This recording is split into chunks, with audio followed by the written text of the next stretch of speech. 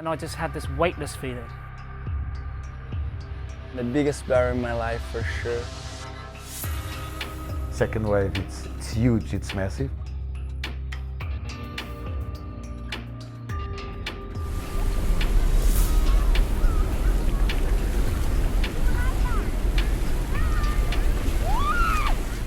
November the 8th was the first really good swell we had of the season. It was like that perfect size where it's not too big, where it's breaking out the back. It was like breaking right heavy on the beach. I was like super excited. Like leading up to the accident, Garrett towed me into like a slightly smaller one and slightly more inside. And they tend to be the ones that really open up, like really wide. As it was coming into the bowl, I was like, it's all or nothing. So I surfed it probably too much like a slab, and I faded, and as soon as I came off the bottom, I hit like a little lump, and I had to like a bunny hop. And as soon as that bunny hop, I landed that bunny hop, I was like, this thing isn't even gonna barrel. I pressed that eject button thinking, oh, this isn't good, and this was weird because I didn't really get any impact. And then I just had this weightless feeling for what seemed like way too long. And then it was just bang, like through my bum, through my back, almost like rattled me. It was like the biggest impact I've had from surfing or from anything. Like it was just insane. And like the second that happened, I knew like, okay, like this isn't good. When I went back to the UK, they sort of explained that I'd fractured my L2. But luckily, the part next to my spinal cord was completely solid and intact. The guy, if you're going to break your back, it's a good one to do. Shouldn't I was really fortunate to have the support from Red Bull UK. You know, like they were like, okay, you need to see this guy, these guys, and this is what you do. You know, like, and that's it. And having that support is just, it makes all the difference. I'll 100% be surfing Nazaré in October. So slowly, but I'll be stronger and better for it, for sure.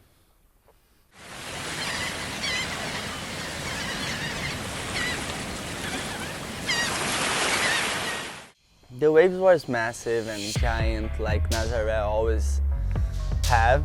And I was with Seabass, and I know when I'm on his rope, I know he's gonna put me on the best spot, and he told me on that first wave, I pulled in the barrel, on the biggest barrel in my life for sure, and I saw a huge dark barrel rolling like up of me, and like I just like, okay, I wanna make this, and I try all the way to the end, and then my board stuck on the barrel, and then I fell.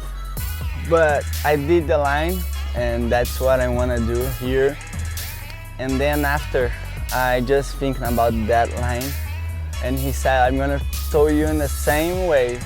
And when they told me, always looking for the barrel, and my board starting jump, and flying. And I think on the third bump, I just like fell forwards, and like, that was the worst wipeout of my life for sure. Because I just suck all the way with the wave, and I just hit the water like with so much pressure and so much power, so heavy, so much water in my wetsuit. I come up, and then another huge set come in front of me, and Seabass just look at me like, okay, I'm gonna rescue you in the second one. I said like, okay, I will wait that, and like, boom, smash again. But you know, when you try to keep your line better, when you try to make performance on waves like this, when you try to improve your surfing, you always put yourself on the spot. I really want to surf the biggest waves, but I really want to perform on the waves. For me, big wave is not just survive on the waves. I don't know if I'm gonna be on towing or paddle. I'm gonna do this barrel for sure. I don't know when, but for sure I'm gonna do.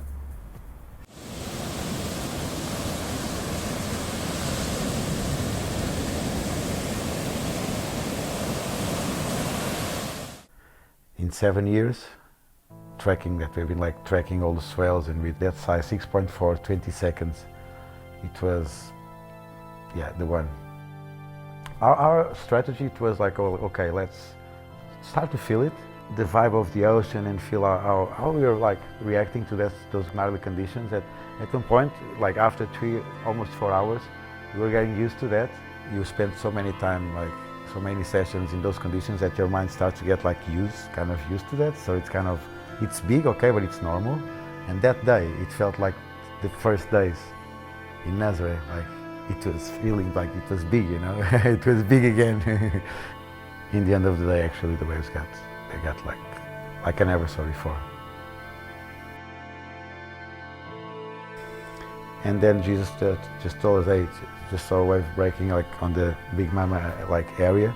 Grab the rope, and as soon as we were like starting to go out, Jesus started to say, hey, you gotta go like further outside because there is like a big set coming, and second wave, it's huge, it's massive. So that's what we did, you know, just went for the second one.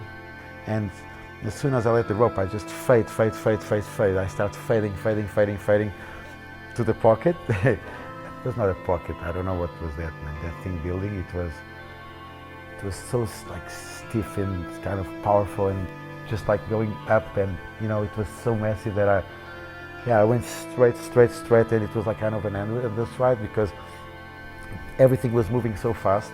Harry came to me and he said like, hey, Hugo, I think the human being will not survive to what I saw, you know, because he will never appear again. It was so much water power, and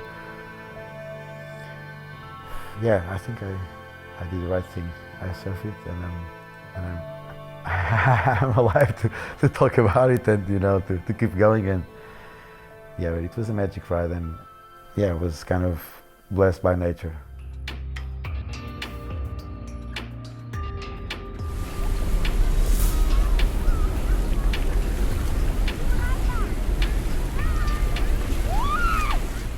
November the 8th was the first really good swell we had of the season. It was like that perfect size.